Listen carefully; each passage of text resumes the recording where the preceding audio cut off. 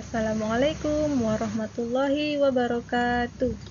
Perkenalkan, nama saya Yulia Rizka Lubis, dan kali ini saya akan menjelaskan mengenai aljabar. Siapa yang udah tahu apa itu aljabar? Nah, jadi aljabar pertama kali dikemukakan oleh seorang matematikawan yang bernama Al-Khwarizmi.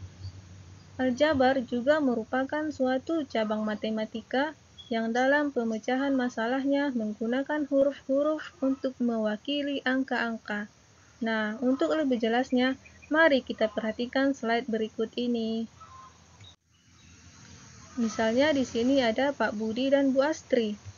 Pak Budi memiliki 2 mangga dan Bu Astri memiliki 3 mangga.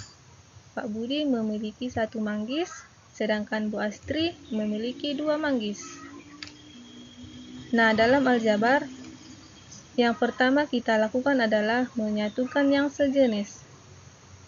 Jadi, kita satukan dulu nih, pemangganya Pak Budi dan mangganya Ibu Astri. Nah, mangga ini kita misalkan sebagai X. Kemudian ada manggis Pak Budi dan manggis Ibu Astri. Manggis Pak Budi dan Bu Astri ini kita misalkan sebagai Y. Nah, aljabar juga memiliki unsur-unsur. Unsur-unsurnya itu ada koefisien, ada variabel, dan ada konstanta. Misalnya di sini ada 4x ditambah 8 sama dengan 10. Nah, 4 ini kita katakan sebagai koefisien. Adapun x-nya kita katakan sebagai variabel, dan angka 8 dan angka 10 ini kita katakan sebagai konstanta. Ingat ya, 4-nya kita katakan sebagai koefisien, x-nya kita katakan sebagai variabel, angka 8 dan angka 10 ini kita katakan sebagai konstanta. Nah, selanjutnya kita masuk ke penjumlahan dan pengurangan bentuk aljabar. Misalnya ada soal seperti ini. Sepulang dari kampus, Andi pergi ke Gramedia untuk membeli 2 buku dan 1 pena. Sesampainya di rumah, Andi memberikan 1 bukunya untuk adiknya. Kemudian Andi kembali lagi ke Gramedia. X-nya kita katakan sebagai variabel. Angka 8 dan angka 10 ini kita katakan sebagai konstanta. Nah, selanjutnya kita masuk ke penjumlahan dan pengurangan bentuk aljabar. Misalnya ada soal seperti ini. Sepulang dari kampus, Andi pergi ke Gramedia untuk membeli 2 buku dan 1 pena. Sesampainya di rumah, Andi memberikan 1 bukunya untuk adiknya. Kemudian Andi kembali lagi ke Gramedia untuk membeli 3 buku dan 2 pena. Nah, berapakah total buku dan pena Andi? Penyelesaiannya mari kita lihat di slide berikut ini. Tadi di soal dikatakan si Andi membeli 2 buku dan 1 pena. Kemudian sampai di rumah dia memberikan 1 buku kepada adiknya, maka ini dikurang. Kemudian dia pergi lagi ke Gramedia untuk membeli 3 buku dan 2 pena. Nah, ini kan belum sejenis. Ada buku, ada pena, kemudian dikurang buku, ditambah buku lagi, ditambah pena, kan belum sejenis. Jadi yang pertama kita lakukan adalah kita satukan dulu yang sejenis seperti ini. Ini sudah sejenis ya, buku dengan buku dan pena dengan pena. Sini kan ada 2 buku, dikurang 1 buku, ditambah 3 buku. Nah, yang sejenis ini kita buat di dalam kurung. Kemudian di sini juga ada pena dan pena. Yang pena ini juga kita buat di dalam kurung karena mereka sejenis. Kalau sudah sejenis seperti ini, baru bisa kita lakukan penjumlahan dan pengurangan.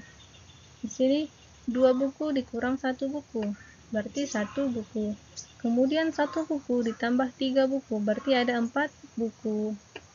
Kemudian di sini ada 1 pena, ditambah 2 pena, berarti ada 3 pena. Maka ada 4 buku ditambah 3 pena.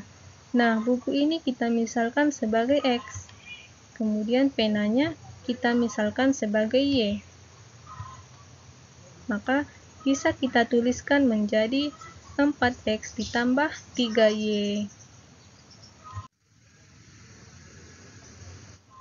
Mungkin cukup sekian dulu yang bisa saya sampaikan.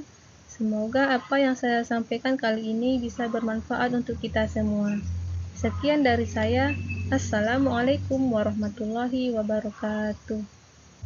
Assalamualaikum warahmatullahi wabarakatuh. Selamat datang di channel kami di video kali ini tentang statistik pada tingkat SMP atau MTS. Selamat menonton.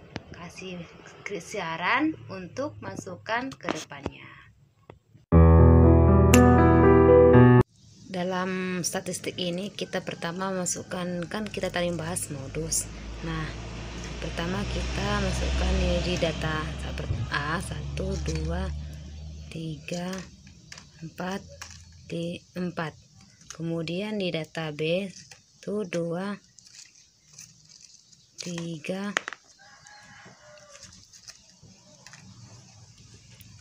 4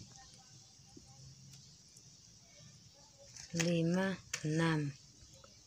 Kemudian data C 1 2 3 4 5 6.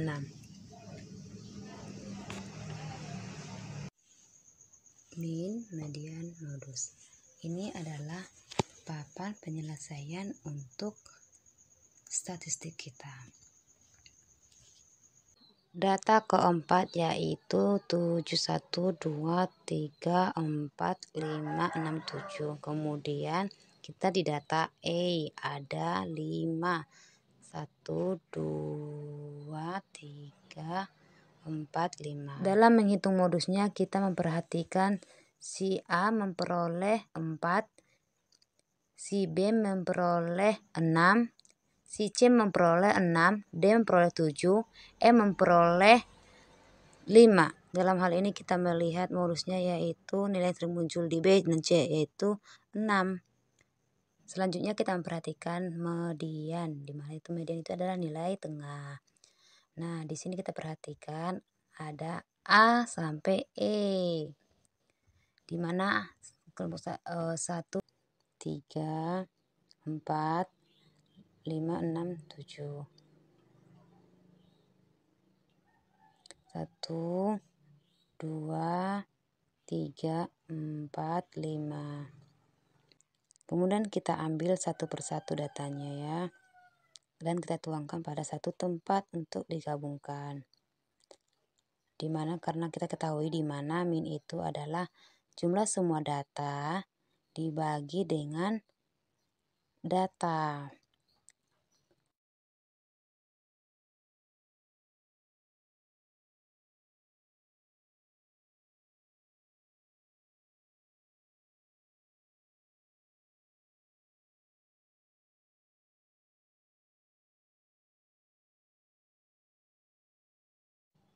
Oke, kita lihat semuanya. Kita hitung dari 1, 2, 3, 4, 5, 6, 7, 8, 9, 10, 11, 12, 14, 15, 16, 18, 19, 20, 21, 22, 23, 24, 25, 26, 27, 28. Total seluruhnya 28. Kita bagi lagi pada 5 kolom tersebut. 1 ya.